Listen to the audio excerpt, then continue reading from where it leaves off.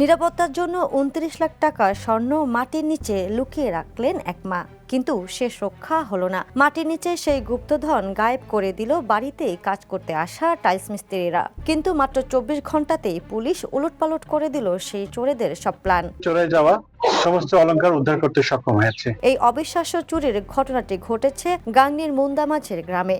জানা যায়, প্রবাসী ছেলের বাড়ির নির্মাণ কাজ চলায় নিরাপত্তার জন্য বাড়ির মালিক নার্গিস বানু প্রায় ১২ ভরি স্বর্ণালংকার একটি প্লাস্টিকের কৌটায় ভরে মাটির নিচে পুঁতে রেখেছিলেন।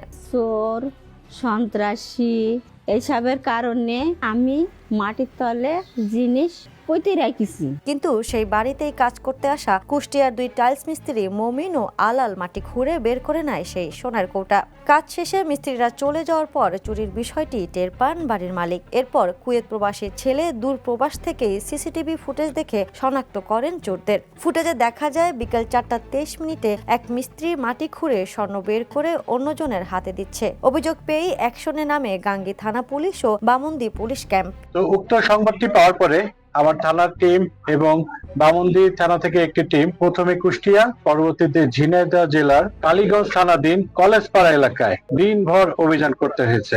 ২৪ ঘন্টার ঝটিকা অভিযানে কুষ্টিয়া ও ঝিনাইদহে হানা দিয়ে গ্রেপ্তার করা হয় আলাল নামের এক মিস্ত্রিকে। পরে পলাতক অপর আসামি শ্বশুরবাড়ি থেকে উদ্ধার করা হয় চুরি হওয়া বিপুল পরিমাণ নেকলেস, চেইন ও বালা। গাংনী থানার ওসি জানিয়েছেন, গ্রেপ্তার আসামিকে আদালতে পাঠানো হচ্ছে এবং প্রধান চোর মমিনকে ধরার চেষ্টা চলছে।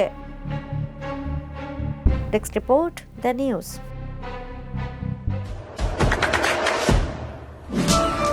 দেশে দেশে সবার সাথে দ্য নিউজ।